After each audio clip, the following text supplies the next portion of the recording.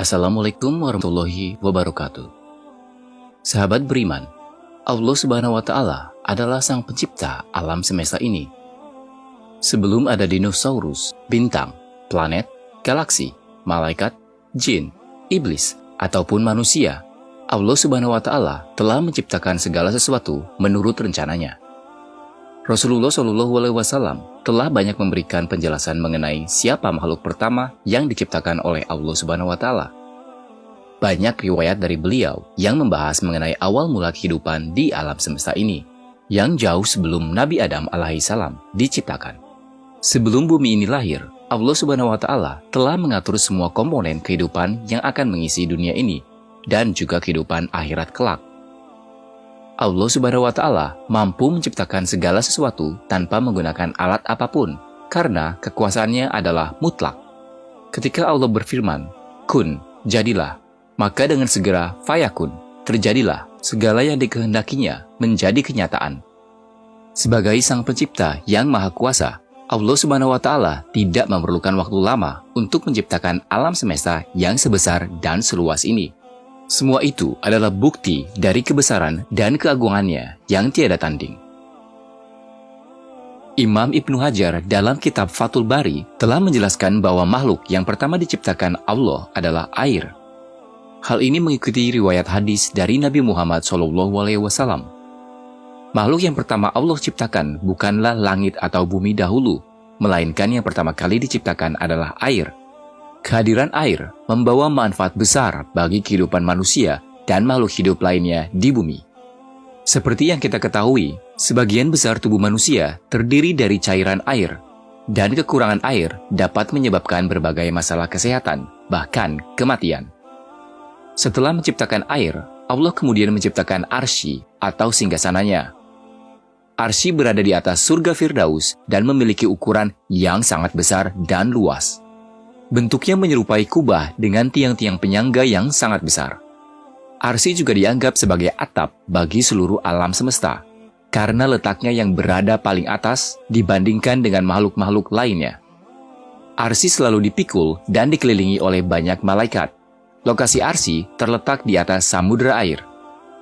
Arsy merupakan tempat suci di mana Allah Subhanahu wa Ta'ala bersemayam. Allah Subhanahu wa Ta'ala bersemayam di puncak Arsy-Nya yang agung. Allah Subhanahu wa Ta'ala berfirman, "Dan para malaikat berada di berbagai penjuru langit." Pada hari itu, 8 malaikat menjunjung Arsy, singgasana Rabb-Mu, di atas kepala mereka. Quran Surat Al-Haqqah ayat 17.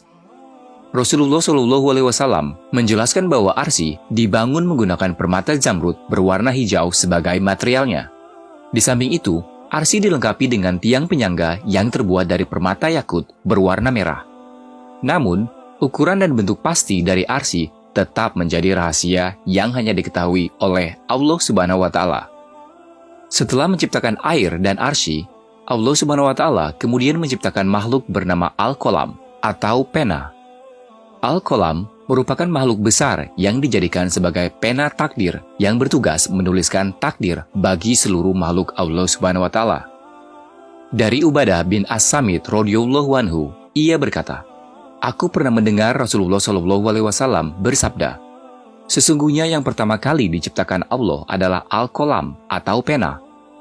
Allah berfirman kepadanya, 'Tulislah.' Pena bertanya, 'Wahai Tuhanku, apa yang harus aku tulis?' Allah berfirman, 'Tulislah ketentuan segala sesuatu sampai kiamat tiba.' Allah Subhanahu wa Ta'ala memerintahkan Al-Qalam untuk mencatat segala hal dan takdir yang kelak akan terjadi dalam kehidupan alam semesta ini hingga datangnya hari akhir, yakni kiamat. Semua informasi mengenai takdir manusia telah tertulis oleh Al-Qalam di dalam Lauhul Mahfudz. Lauhul Mahfudz merupakan kumpulan lembaran kitab yang berisi catatan lengkap tentang semua peristiwa kehidupan yang akan terjadi di masa depan, termasuk kehidupan manusia dan seluruh alam semesta.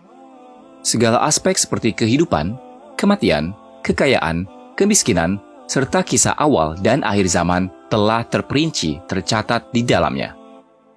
Catatan yang ditulis Al-Qalam tidak akan pernah hilang sedikitpun di dalam Lauhul Mahfudz.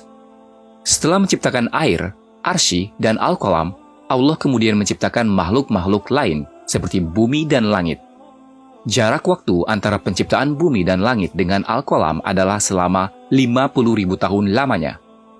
Dalam rentang waktu tersebut, Allah Subhanahu wa Ta'ala menciptakan segala keindahan dan kompleksitas alam semesta yang menakjubkan. Rasulullah SAW bersabda, Allah telah mencatat takdir setiap makhluk 50.000 tahun sebelum diciptakannya semua langit dan bumi. Ia berkata, dan arsy Allah berada di atas air. Hadis riwayat Muslim. Bumi ini akan menjadi tempat tinggal bagi berbagai makhluk, termasuk manusia, setan, jin, hewan, dan beragam makhluk lainnya. Semua makhluk tersebut akan menghuni dan menjalani kehidupan di bumi ini sesuai dengan peran dan takdir yang telah ditentukan oleh Allah Subhanahu wa Ta'ala. Urutan-urutan tersebut sesuai dengan hadis dari Nabi Rasulullah SAW. Beliau bersabda, Allah dahulu, tidak ada sesuatu pun selainnya. Arsinya di atas air. Lalu Allah menulis takdir segala sesuatu di Az-Zikir, yaitu lembaran catatan takdir. Kemudian Allah menciptakan langit dan bumi. Hadis riwayat Al-Bukhari. Setelah menciptakan makhluk-makhluk yang telah disebutkan sebelumnya, Allah Subhanahu wa Ta'ala juga menciptakan makhluk lain yang bernama An-Nar atau neraka. Makhluk ini akan menjadi tempat pembalasan bagi manusia yang kafir dan ingkar kepada Allah Subhanahu wa Ta'ala. Iblis dan setan akan menjadi penghuni neraka bersama-sama dengan teman-teman mereka dari golongan manusia dan jin yang penuh dosa. Bagi orang-orang kafir, mereka akan mengalami siksaan di dalam neraka selamanya sebagai akibat dari perbuatan mereka. Selain itu semua, Allah Subhanahu wa Ta'ala juga menciptakan makhluk lain yang disebut Al-Jannah atau surga. Surga adalah tempat yang penuh dengan kenikmatan dan fasilitas yang luar biasa mewah. Diperuntukkan bagi orang-orang Islam dan mereka yang beriman kepada Allah Subhanahu wa Ta'ala dan Rasul-Nya. Di surga, segala kenikmatan yang diinginkan penduduknya tersedia dengan melimpah ruah. Pelayanan di surga berlangsung selama 24 jam non-stop. Karena itulah, kehidupan surga begitu nikmat dan menyenangkan. Surga merupakan tempat terindah yang telah Allah sediakan bagi hamba-hambanya yang solih dan beriman. Allah Subhanahu wa Ta'ala juga menciptakan berbagai makhluk seperti cahaya, angin, api, matahari, bulan, bintang-bintang, planet-planet, dan tata surya di alam semesta ini, serta berbagai makhluk lain yang tak terhitung jumlahnya. Dengan kemudahannya, Allah mengatur segala kehidupan yang akan terjadi di alam semesta ini. Sungguh mengagumkan betapa besar dan luasnya galaksi yang merupakan ciptaan Allah Subhanahu wa Ta'ala ini. Semua yang terdapat di dalamnya terlihat begitu indah dan menawan. Ketika kita memandang bumi, kita menyadari betapa tidak ada satu titik pun yang dapat dibandingkan dengan kebesaran Allah Subhanahu wa Ta'ala. Bahkan, jika kita melihat pada diri manusia, kita takkan menemukan sesuatu yang layak dibanggakan atau disombongkan. Kehadiran manusia adalah sebesar embun yang rapuh, tanpa kulit atau tulang. Padahal, apa yang kita saksikan hanyalah sebagian kecil dari ciptaan Allah Subhanahu wa Ta'ala yang luar biasa. Subhanallah, Maha Suci Allah. Di samping menciptakan pernak-pernik alam semesta, Allah Subhanahu wa Ta'ala kemudian menciptakan manusia. Jarak antara penciptaan manusia dan bumi adalah berkisar 7.000 tahun lamanya. Sebelum menciptakan manusia, Allah Subhanahu wa Ta'ala telah menciptakan malaikat, iblis, dan jin. Setiap makhluk yang diciptakan oleh Allah Subhanahu wa Ta'ala memiliki tugas dan kewajiban yang berbeda-beda. Ada hamba-hamba yang taat dan patuh terhadap perintah Allah. Namun, ada juga yang membangkang dan berpaling darinya. Semua makhluk yang Allah ciptakan telah ditentukan nasib dan takdirnya yang akan dihadapi kelak. Meskipun begitu, takdir dapat dirubah dengan usaha dan doa kepada Allah Subhanahu wa Ta'ala.